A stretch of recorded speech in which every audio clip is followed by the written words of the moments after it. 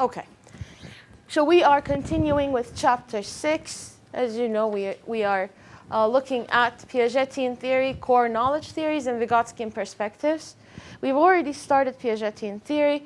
Today we are going to finish it one way or another. And we talked about Piaget, we talked about his constructivist approach. All of these bold-faced letters here are important. So if I were to ask you about unique contributions of Piaget, or if I wanted you to describe briefly Piaget's theory, these bold ones I'm probably looking for. We said the word constructivist is very important, and not just the word, but what it means, right? And then there are stages. We said that he's starting children with reflexes.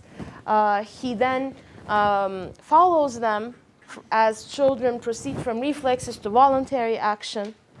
We said that action becomes a mode of thought for children. And we said that eventually children will attain representational thought. That doesn't fully depend on action.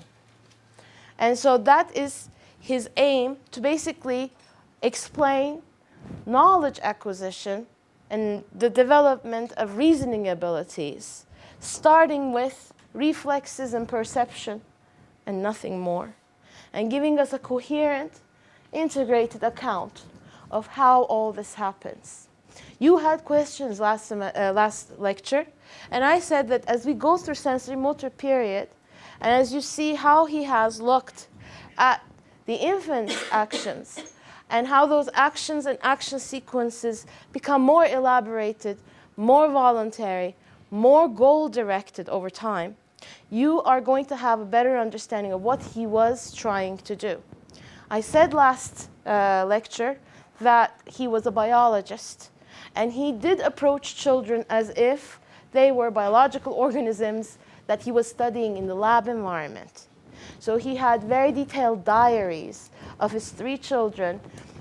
They're almost too boring to read, if anything is possible, because he looks at every hand movement, every arm movement, every expression over and over. Don't think that he just went one day and looked at the crib.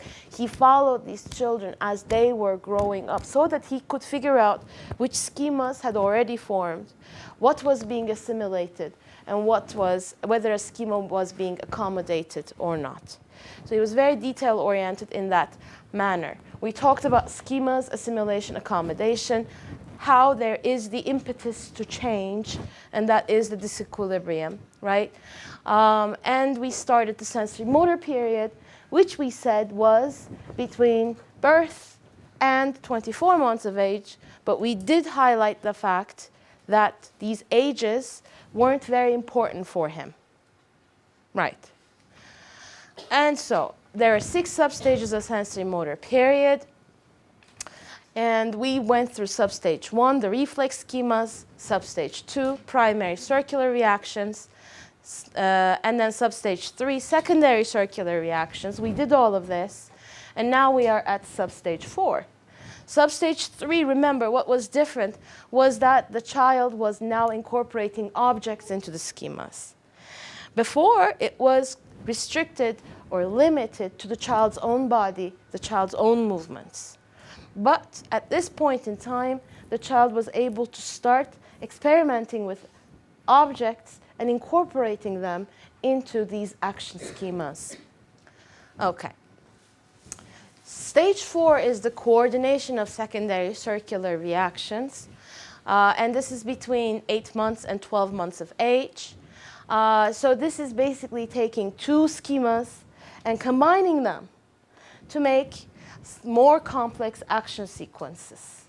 Because schemas are very small units of action at this point in time that constitute thought. And so they need to get elaborated.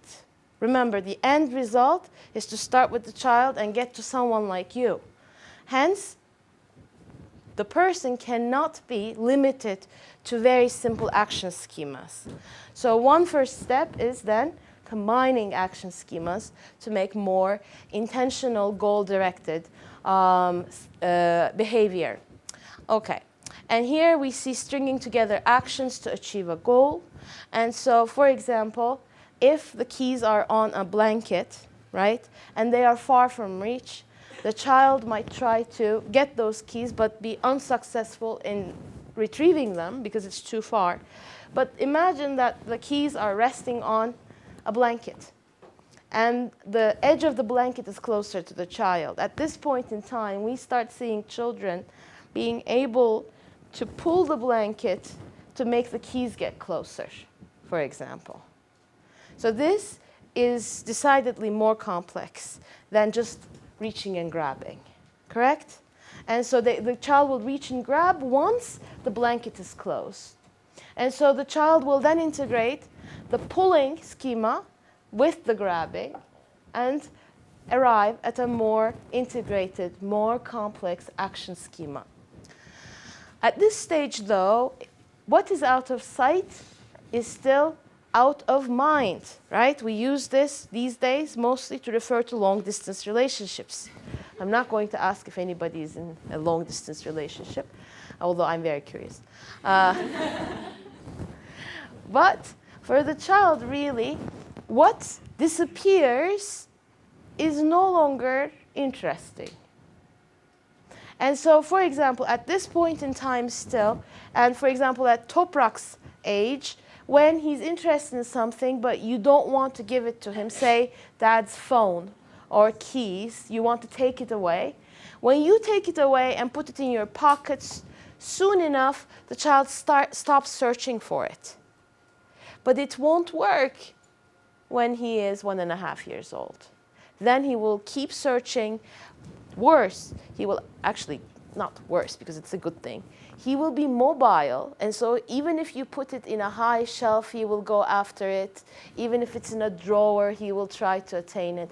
But at this point in time, what is out of sight is quite literally out of mind. Okay, and so goals directed at objects persist as long as the object is visually available and present. Once the object disappears, the child ceases to search. Substage 5 is tertiary circular reactions, which is now between 1 year and 1.5 years, 12 months to 18 months. And tertiary here means flexible and systematic variation of action with repetition. So the actions are still tied to here and now, meaning the child is not thinking about something that happened in the past or is not really making big plans for the future. It is about problems that are here and now. And this is a phase of trial and error in which children experiment in order to see what happens. And so here they cannot totally anticipate what is going to happen, it seems, but by trial and error, they're building the ways through to thinking about anticipations. Yes. Okay. And so here, infants create internal images of absent objects and past events. They can re-represent them in their minds at will. We know, how do we know? Because children start, for example, deferred imitation. Deferred imitation, when we think about imitation, we think about someone doing something and another person copying it. But not everything that you copy from someone is done at the moment that that person is doing that action, right? And so if that is the case, then you need to basically represent that person's observed action sequence in mind in order to be able to go and imitate it later. That is called deferred imitation. The ability of children to engage in deferred imitation, then, tells us that they have some rudimentary capacity to hold actions, objects, events in mind. And it's very important. Not only because we sometimes think about cognitive processes as if they're not related, not interdependent, but they are. Just because our books puts them in different chapters doesn't mean that they don't depend on one another. So here, memory fuels thought, thought fuels memory.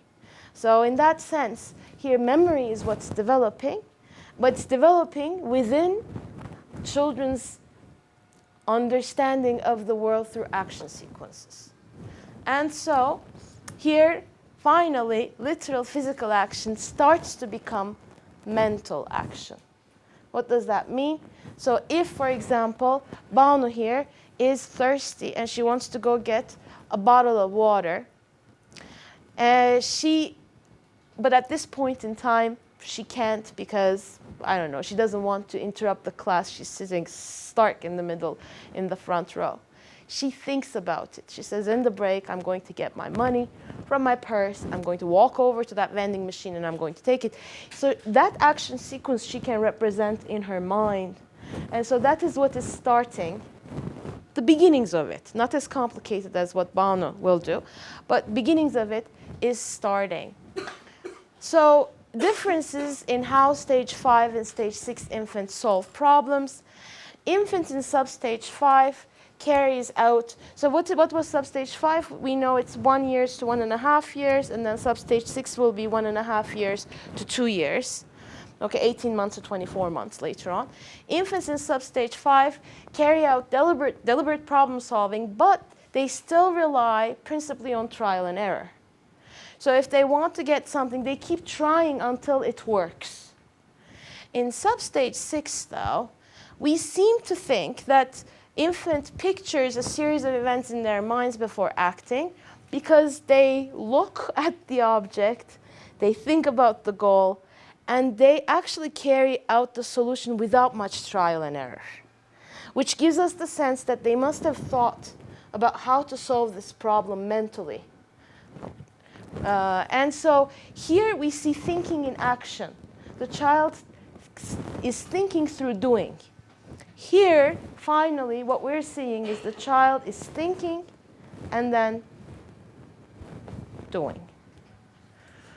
Okay, how do we know children are engaging in representational thought? This was the question. This question, I think I have asked consistently every single year I've taught this course. So put a star next to it. Object permanence, deferred imitation, problem solving, symbolic play, and language. Now let's go over each of them.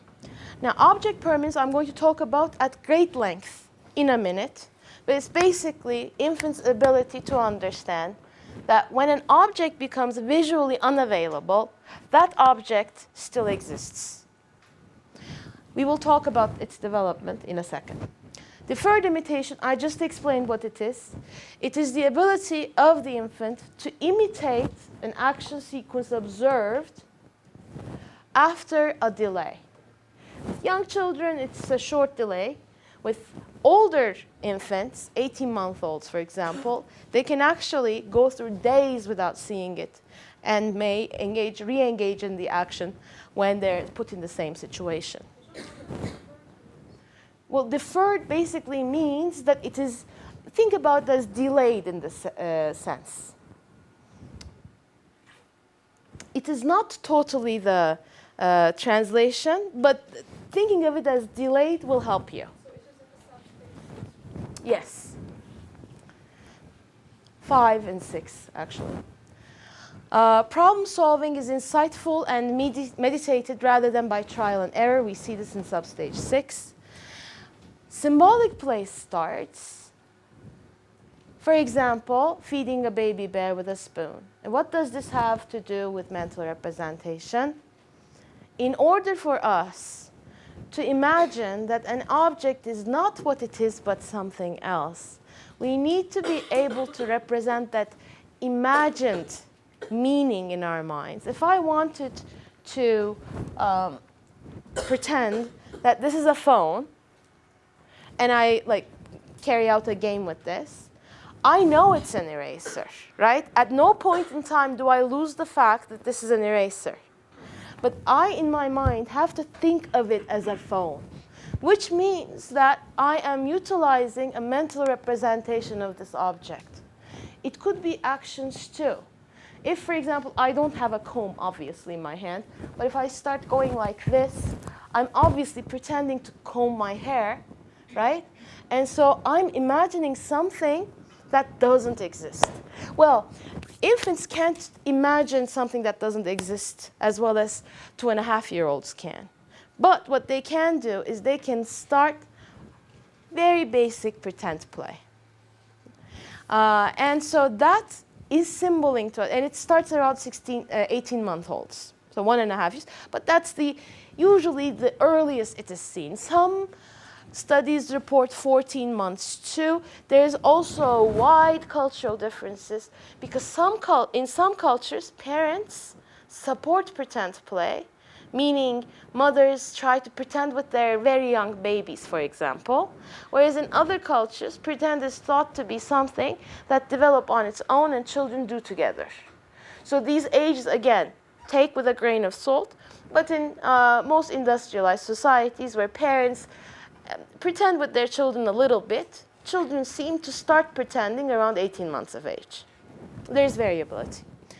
Gains in language also.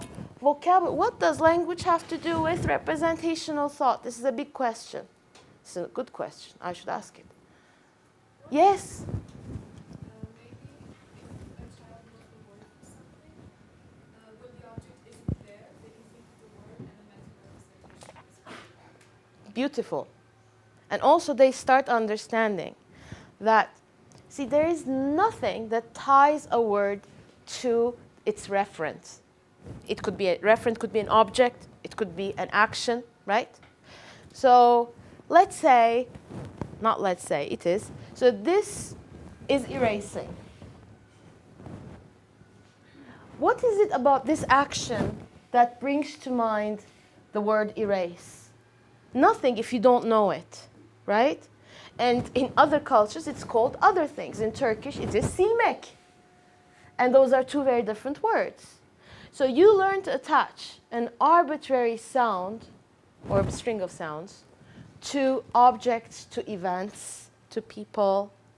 Hence, it becomes a vehicle to represent. Those strings of sounds becomes tools to represent objects, concepts, actions, events. Okay? So language has a lot to do with representational thought. And we're going to see later, language is even more important than you think it is. I think all of you think it is important for child development, but it is even, I'm going to try to persuade you that it is even more important than you might have given credit. Okay. The importance of representational thought. Well, representational thought enables language to contribute to and shape cognitive development. Not every thought we have is verbal. Actually, 2-year-olds don't really think verbally all that much. They still rely on actions even when they have started speaking. This is evident in many studies that shows that they actually have better comprehension if speech is also followed by gestures, right?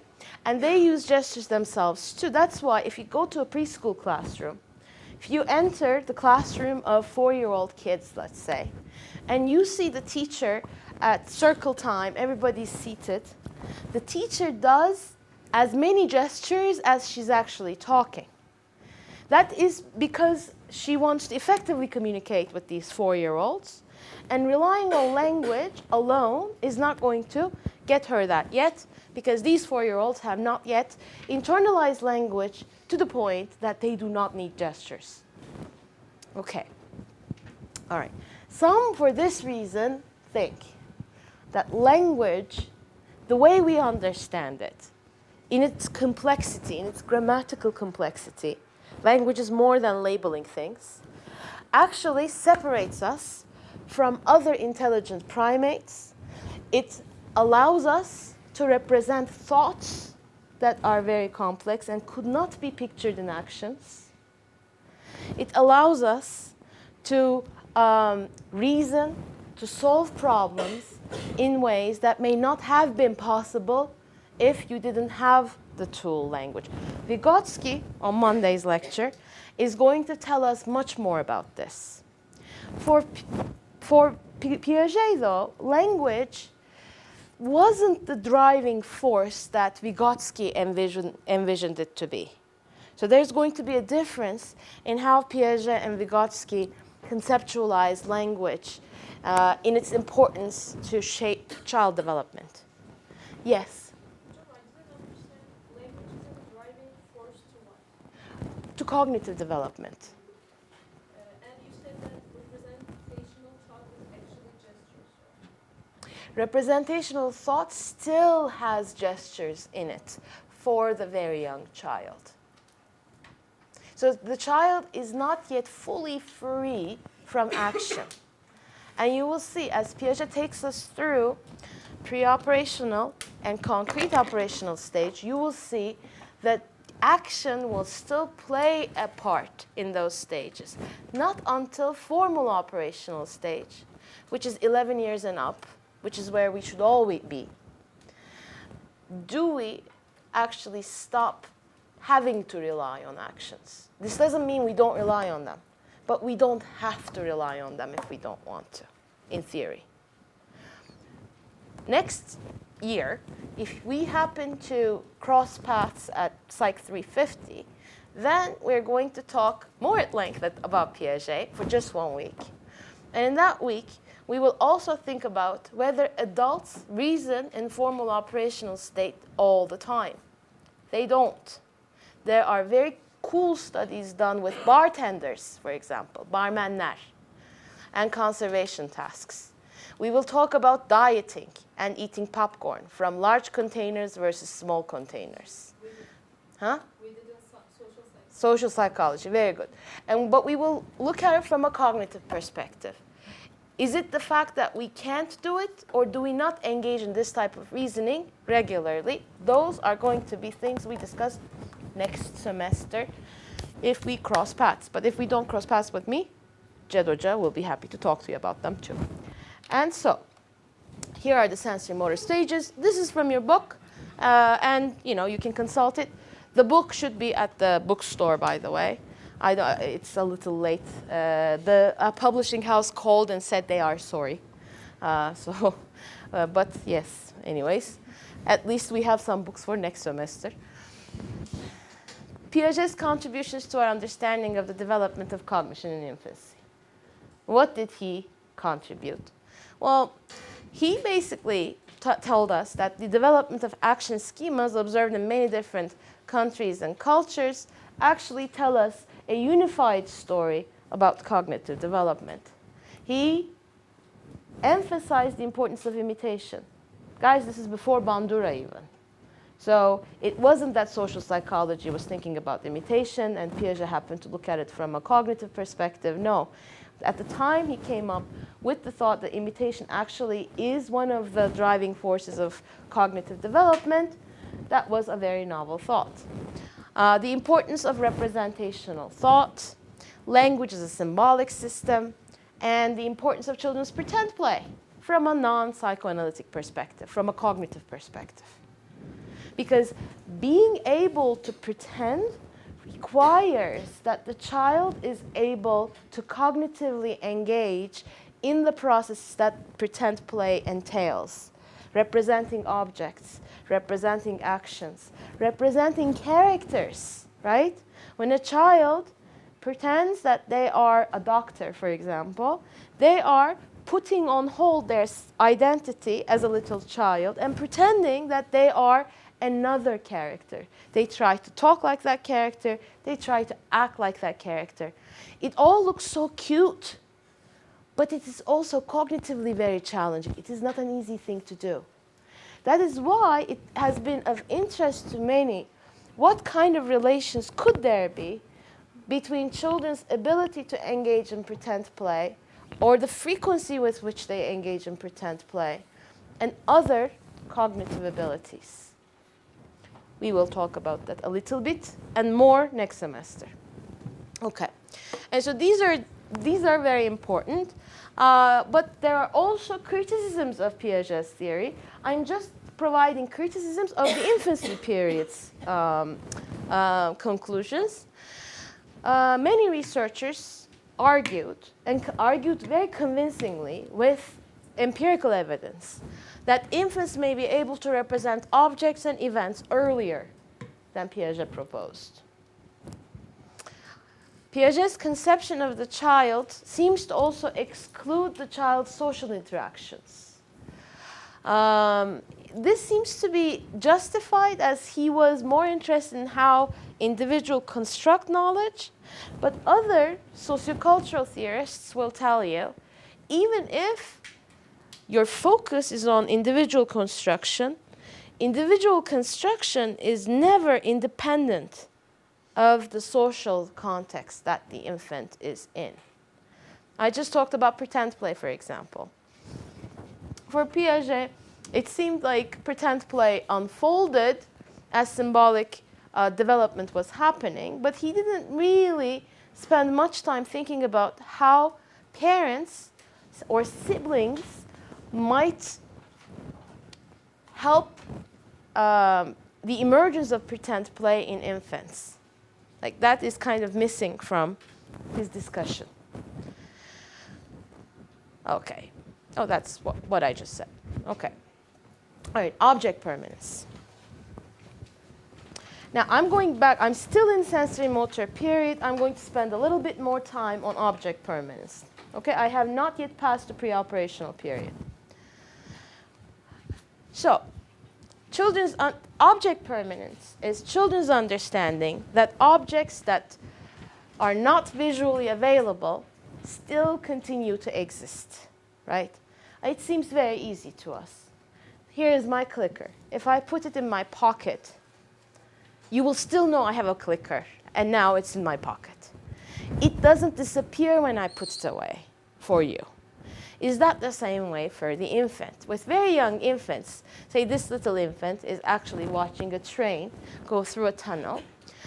So we see the infant watch the train approach the tunnel. And infant is even happier when they see the train enter the tunnel. But infant's eyes remain fixed on the tunnel's entrance. The anticipation that it is going to come out from the other side, because also remember it was moving, right? Is kind of, and the fun thing is they are surprised when it comes out of the other end. I mean, this surprise is also one of the children's proclivity to be surprised at these things actually tell us something very positive. Because the more they're surprised, the more it's interesting for them. That's what we think. The more something is interesting, the more they will attend. The more they will attend, sooner they will make meaning of it.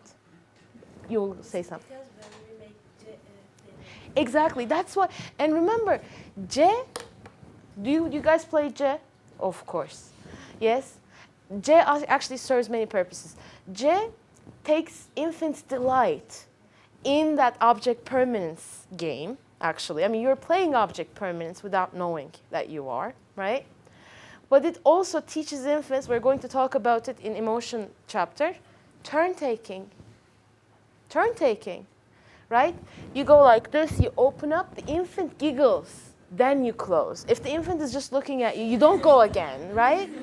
There's a rhythm to it. And that is the basis of the social symbiotic relationship that is later going to be transferred to language learning. It's already actually, language learning is happening when the child is 8 months of age. And that is very important. That's why, yes, keep playing J with your child. Yes. And J would be, in English, peekaboo. If you see it in your book, do not be surprised. Why is object permanence important? You already know the answer to this question from this lecture because it's evidence for mental representation. But there are alternative explanations as to why children pass or fail object permanence task that we are going to discuss. Now, in object stage substage 3, we know that infants do not search when even a toy that they find very interesting is covered such that it is no longer visible. Right. But in substage 4, they start searching for completely hidden objects, but they make the A not B error. Okay, so A not B error happens in a modification of the object permanence task, where there are 2 spots that the infant can search for the object. And the adult keeps hiding it, and you can try this at home. The adult keeps hiding it in one spot, and the baby delightfully uncovers it and finds it.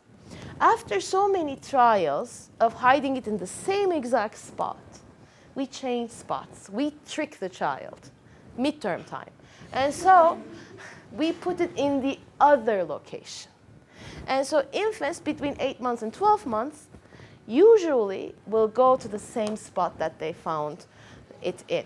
Now let's watch. So this is my friend's baby. Now he's 4 years old. And so, of course, you know, on Facebook, everybody has friends that they went to school with, they worked with. This is a colleague I worked with. And of course, when developmental psychologists have kids, they try all of these. And she made the mistake of sharing it on Facebook. Of course, when people share these things on Facebook, like their kids' pictures, everybody says, oh, how cute, how adorable. No. Developmental psychologists in the comments, can I use this in class? I wasn't the only one. There were many others. Finally, she found the solution to uploading it onto a secure web page and said, you can only show it in class. Do not put the link in your PowerPoint. Do never put it on the internet. I don't want it. So this is her kid, and she's allowed us to view it at least.